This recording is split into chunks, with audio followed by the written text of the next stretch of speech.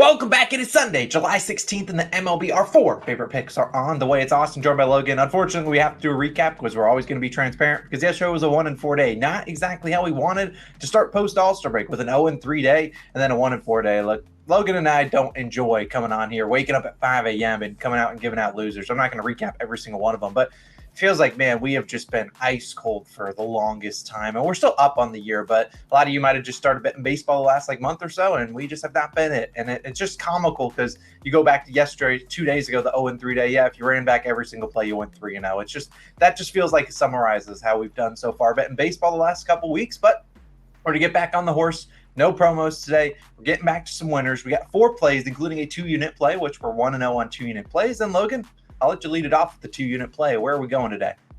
Yeah, we're heading to Cincinnati for our 2-unit play, and I'm taking the Brewers versus Reds over 10.5 runs. Minus 115 odds on BetMGM is currently your best value. Now, I am risking 2 units on this. Why? Why? Because I trust my ability to bet baseball. You're going to have clowns in the comments saying, fade this guy, whatever. Do what you want. This is a line read for me. I trust my own abilities, and that's honestly, if I was watching this show, I would say I want to follow a guy that's confident. I am confident. Sometimes I'm confidently wrong, but I really do like this one as a line read. So if you don't like it, if you don't like line reading type bets and totals, then don't tail this one. That's do you. You're an adult. You can make those decisions. The total opened at 11 runs in this one. The Reds have been shut out in back-to-back games. The books clearly expect some runs in this game. You look at the previous 2 totals, 9 and 10 runs, both soared under. No reason for the books to really move this one up to 11. It is 11 on some books. I like it at 10.5. I would line shop for this one. It's probably going to drop. If it is 11 on your book, I would expect it to probably drop to 10.5. Maybe you wait a little bit, but I'm finding it at 10.5, so I'll take it there. We've got very hitter-friendly, conditions today, and a hitter-friendly ballpark. Those two are definitely on our sides. It's going to be mid-80s, projected to be in Cincinnati today. So great day for some ball and great day for an over. I've learned my lesson the hard way about taking unders at Great American Ballpark. That place in the summertime turns into a launch pad, especially with a pitcher like Ben Lively going for the Reds. 3.83 ERA and a 1.24 whip. Look at those numbers. You're like, Logan, that's a sub-4 ERA guy, right? He should be solid. Against Milwaukee, it's mixed results. Your guess is as good as mine how he's going to pitch today. 5 2/3 innings pitched, 1 earned run in July versus Milwaukee. Also, 7 innings pitched, 5 earned runs back in June. So he's seen the Brewers twice, and he's had mixed results. I expect the Brewers the third time around to be able to hit him. We look at Lively's expected ERA, 4.82 expected ERA. That's not good, hovering near 5. 22nd percentile in expected batting average and 17th percentile in expected slugging. That does not help his expected numbers at all. So the fact that he's bottom of the barrel in those, once the hitters are making contact, I think Ben Lively could be in some trouble today. You look at this Milwaukee offense, hitting 244 on the road this month. There's a ton of power bats in this lineup that can be able to get extra base hits against Ben Lively, make him pay for missed locations. That's what Milwaukee does. They swing for the fences. They get those extra base hits, and they're an annoying team to bet an under against because sometimes, yes, they will go under, but a lot of times that those power bats are producing. Against a guy like Ben Lively today, I think they should be able to get to him. You look at Adrian Hauser starting for the Brewers today, 3.68 ERA and a 1.54 whip. Look, that whip is incredibly high for a sub-4 ERA. I'm just going to come out and say that. And his expected ERA is naturally 4.32, so it is higher, but he's 13th percentile in expected batting average. Adrian Hauser out of the Brewers staff, that's the guy that I will comfortably take an over with because I've watched enough of him. I know what type of pitcher he is, and I think the Reds should be able to get to him today. Even in their drought, the Reds are still 8th in runs scored at home. This is a top 10 offense at home. They just definitely have not been playing like it. On the year, the Reds hitting 250 against righties. In their last 3 games, the Reds hitting .45 against right-handed pitching. That's just, that's such an anomaly, right? Regression towards the mean is on the horizon for this Cincinnati Reds team. They just have too much talent in there. As predicted, I knew they would kind of go through a slump in the second half of the year. They were too good in the first half of the year, but that doesn't mean that they can't get hits and runs up on Adrian Hauser. Adrian Hauser, again, not a great pitcher. And once Adrian Hauser does come out of the game, the Brewers, their bullpen looks a little bit depleted, right? Peguero, Payamps, and Devin Williams in the last 2 days have been used. I just don't think we see any of those arms. I think, we don't see them the third straight day. Could see guys like Bryce Wilson, who, I mean, if you know, that's a guy I come in and say, okay, I'm rubbing my hands if I got the over. He's not all that great of a pitcher. If we look at the Reds bullpen, 3.13 bullpen ERA in their last 10 games. I mean, decent bullpen arms for the Reds, but the Brewers bats have seen the Reds bullpen, arms enough, and they've gotten, hits and runs up on them in previous series, and I trust them to be able to get some late game runs there. Look, this total is one of those totals that I believe is set high for a reason. I believe both starting pitchers are going to get touched up. I believe there will be runs late in this one. I'm confident enough to put 2 units of it. I do trust my ability to sort of line read this one out. So we're going to go with that one. Austin, what you got for us? Yeah, Logan, I'm going to another total, and it's actually going back to the scene of the crime from one of our losses yesterday when we took the first 5 same-game parlay, which involved the Astros covering the +1.5, which they did that, but also relied on the under 5.5 runs in the first 5 innings. And if you were in the Astros-Angels game, yeah, you could know there wasn't less than 5.5 runs scored, a ton of runs scored. So I'm going to it. I'm taking the Astros and Angels, taking the under 9.5 full game.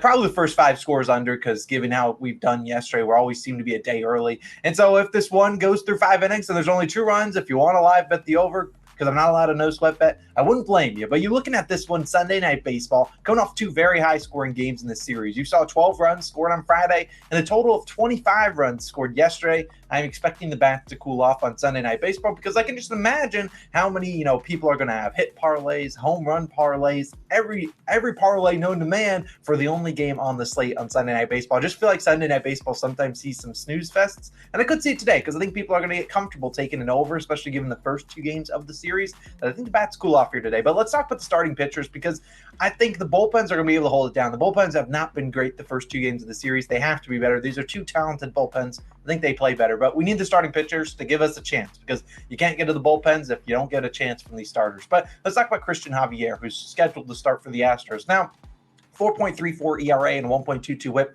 Not great, not terrible, not great numbers. He has stunk it up the last 3 starts. 4, 6, and 8 earned runs in the last 3 starts. Like, if he gives up 8 earned runs today, my not so bold prediction is we're going to lose this bet. That's just how baseball works. But like, Javier hasn't pitched since July 3rd, almost 2 weeks ago. I think he's had to have fixed some things since those last couple of recent starts. And we've seen Javier, when he's on his game, this is a guy that could go, 7 innings pitched, goes, 0 earned runs allowed, maybe 1 or 2 earned runs allowed. And with the total at 9.5, I think we got some wiggle room here. And I think if he pitches well, we're standing a good chance here against the Angels. This is an Angels offense that I don't trust at all. We saw them score 25 runs in Coors Field before. Then I bet the over the next day, and they gave me like a big 2 runs. This is an offense I cannot trust to be consistent. And despite, scoring a good amount of runs in the last 2 games, I just think people are going to be quick to hammer the over versus Javier. And you look at he started against the Angels twice this year. His last start was on June 3rd. Through 6 innings pitched, gave up 6 hits, only 1 earned run allowed. Now he pitched earlier on in the year back, and I believe May, he went up against in LA.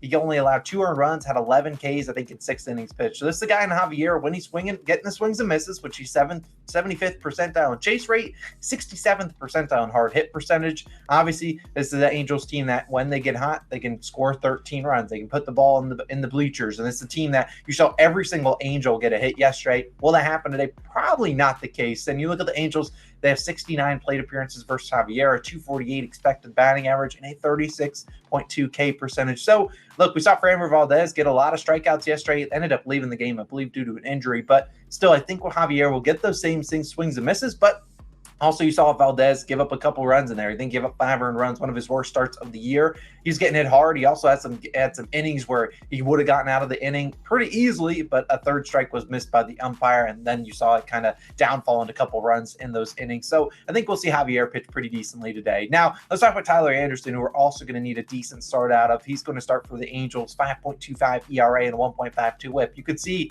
why everyone's going to want to hammer the overs given the whips of these 2 guys. But we've seen Anderson pitch a little bit better recently. His last 4 home starts, 0, 4, 1, and 2 earned runs allowed. And this is an Astros offense when I normally see them score 12 or more.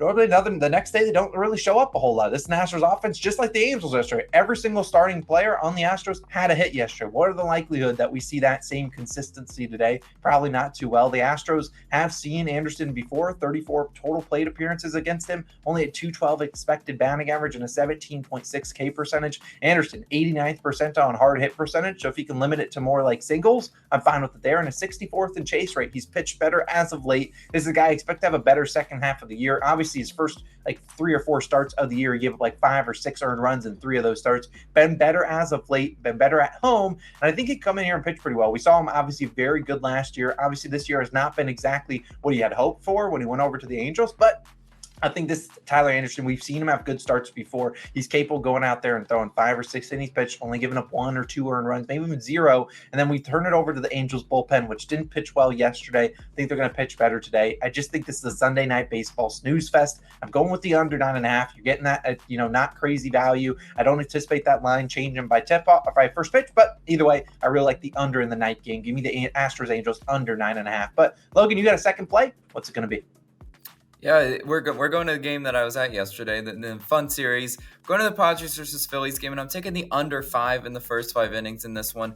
Minus 110 odds on DraftKings, currently your best value. Now, I do see it at 4.5 on FanDuel currently right now. That might be changing as the morning goes on. I might take this one at plus value for 4.5, but how many times have we seen the magic number being 5 runs and scored in 5 innings? I mean, it's just it is kind of like one of those funny things in baseball I'm watching a lot of times. It'll be like 3-0 going in the 5th inning, and then there's 2 magical runs scored in the 5th inning. So I mean, that's just I would take the 5 just because we have push potential here, but the 4.5, I don't mind that as well if you're getting plus value on it. Now, after the doubleheader yesterday, I can't imagine these bats coming out today for a 1:30 p.m. start time. I just cannot imagine them coming out with these 2 starting pitchers coming out hot out of the gate. You got Zach Wheeler starting for the Phillies today, 4.05 ERA and a 1.19 WHIP. To me, the All-Star break, and probably to Zach Wheeler, came at a good time because you look at his last 3 starts, 3, 4, and 5 earned runs. I mean, Zach Wheeler is a better pitcher than a 5 earned run type guy. I mean, he's got a lot of the put away pitches and the strikeout stuff. At home, you look at Wheeler, 4.05 ERA and a 1.14 WHIP. I mean, still, I think when we look at Zach Wheeler, he's going to experience that positive regression. Look at his expected ERA, 3.38. His baseball savant numbers are all, for the most part, in the top 3rd percentile. Right? We talk about the red circles. We talk about the blue circles. Zach Wheeler is a red circle guy. And I mean, that's the guy, the type of pitcher I do want, pitching for an under. Against Wheeler, this Padres lineup, they've seen him before, not had a tremendous success. Their batting average against Zach Wheeler, only 195 with a 26.4% K percentage. I mean, they've seen him before, and they just haven't hit him consistently. The expected batting average, only slightly better for them at a 208. I'll take my chances with this Padres lineup, very inconsistent. They get runners in scoring position all season long. They have not been able to consistently hit those guys home. Against a guy like Zach Wheeler, again, it's early start time, doubleheader. We have a lot of those factors going into us. And we got Seth Lugo starting for the Padres today, 3.39 ERA and 1.24 WHIP. He's not necessarily an ace pitcher, definitely not an ace pitcher, but he's a guy I can trust because in 4 out of his last 6 starts, Lugo has not allowed more than 2 earned runs. It's just a steady Eddie guy. He's just an average pitcher that normally gets it done, isn't going to go out there and completely sell the game. We're looking at the Phillies offense, 255 against righties in their last 3 games.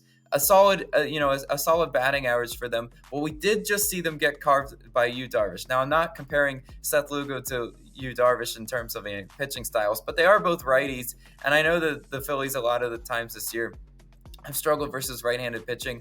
We saw them struggle against lefties as well. They did get lucky then on facing Ryan Weathers in the second game and some really bad Padres bullpen arms. But that's why I'm staying out of the bullpen in this one. I'm just going to the first 5 in this one, and we're looking the first 5 run line, which I'm not betting. The Padres are only minus 106 on the plus half run line, and that's the only way I see the Padres really covering that run line is if this game is lower scoring. I kind of think that's a breadcrumb from the books. It's kind of saying this should be a lower scoring game. We've seen the Phillies offense a lot of times, even in the game, game 1 yesterday, which I was at. Phillies offense looks lifeless for the good majority of the game, and then boom, bullpen comes in. Oh, wake up offense. That's a lot of what we see in the Phillies most of the year. So I do feel comfortable taking a first 5 under with these two pitchers, and I think it stands a really good chance at cashing. Austin, what time is it, man? It's Nerfy Nation time, baby. We've missed it. The flags are out, baby. Get them out. We're cashing one today. We're getting 6 quick and easy outs. You obviously know we don't do Nerfy Nation every single day, but when we find one we love, we take it. And we really like this one today. It's a good one. Let's waste no more time. We're going to Oakland. We're taking the Twins and Athletics, taking the no run first inning, -115 on Bet365. Like usual, probably won't play a Nerfy past -130. We don't have Sandy Alcantara on the mound, so no reason to lay that juice. But we really like the two pitchers that are coming out here. Now, for the top half of the inning, we're going to need our man, JP Sears of the Athletics, to get it done. And he is 11-7 on Nerfies. Now, he is coming off a Yerfy, and I'll talk about that in a second. The Twins are 13th in first inning runs. The Twins have scored 2 runs in the first inning in each of the last 2 games against the A's. I just don't trust them to get it done against the lefty and Sears. And you're looking at Sears, he had 3 straight Nerfies prior to his last start pre-All-Star break. And look, in that last start, it felt like we had the Nerfy, and we actually did, but the A's scored in the top half of the inning, so it didn't matter what Sears did. But in that game, you saw him walk the first guy. You saw him advance the walk to the second with a wild pitch. Then you had an infield single, a sac fly. A lot of random fluky things happened in his last start that I just think are a little bit fluky. I think it's going to come back in here dialed in. This is the Twins offense that I just don't trust against the lefty. So I think Mr. Sears gets his first 3 outs. Who's going to be on the other side to take us home, Logan? Yeah, it's going to be the Twins ace, Joe Ryan, and I do trust Joe Ryan to get us those last 3 outs. Look at his Nerfy numbers, 14-4 on Nerfies this year. It's a really good record. And he's facing the A's. The A's are 30th, dead last in first inning runs at home. I told Austin this. I was like, this is a system play. We need to take more A's Nerfies at home because, I mean, that's not a hitter-friendly ballpark at all. The A's aren't a hitter-friendly offense. And knock on wood, please don't score today, A's. The over-under obviously set to 7.5 or in that 8 range. That's why, I think it stands a really good chance of cashing. Nerfy Nation, we don't do them every day anymore just because every pitcher comes out like a nervous Nelly. But these 2 pitchers, I think, stand a really good chance letting us fly the flags. Let's fly the flags, baby. Let's get 6 quick and easy outs. Let's cash our 2-unit play, cash our other unit plays. Let's have a great day, Logan. Great bounce back day on Sunday going into a new week. We're going to get back on the horse, guys. We're not going to lose money every single day, although that's how it's felt the past couple weeks. But either way, we hope you still trust us. We hope you have a great day, and we'll hopefully be bringing out the brooms on Monday morning. We'll see you guys then. Peace out.